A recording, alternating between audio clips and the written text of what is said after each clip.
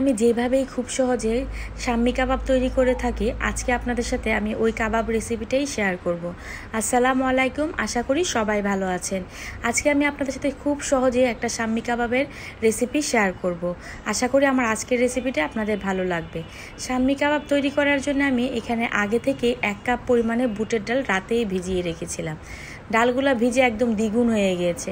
তারপর এর সাথে আমি দিয়ে দিচ্ছি হাফ কেজি পরিমাণে গরুর মাংস, স্বাদ মতো লবণ, আর এখানে আদা রসুন পেস্ট দিয়েছি 2 টেবিল চামচ, আর 1 টেবিল চামচ হলুদ গুঁড়া, 1 টেবিল চামচ মরিচ গুঁড়া, 1 টেবিল চামচ ধনে গুঁড়া, 1 টেবিল চামচ জিরা গুঁড়া এবং 1 টেবিল চামচ পরিমাণে গরম মশলা আর কিছু আস্ত গরম মশলা দিয়ে আমি ভালো করে ডাল আর এবং মাংসর সাথে মাখিয়ে নিচ্ছি।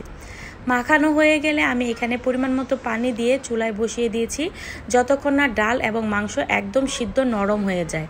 আমি মাঝে মাঝে ঢাকনা সরিয়ে নাড়িয়ে দিচ্ছি। দেখতেই পাচ্ছেন ডাল আর মাংসটা সিদ্ধ হয়েছে, কিন্তু একটু পানি রয়ে গিয়েছে। আমি চুলার আঁচ বাড়িয়ে পানিটা একদমই শুকিয়ে নিচ্ছি।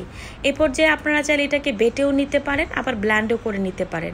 এখানে আমার ব্ল্যান্ড করা হয়ে গিয়েছে। আমি এখানে কিছু আস্ত কাঁচামরিচ দিচ্ছি একটা ডিম আর পেঁয়াজের বেরেস্তা।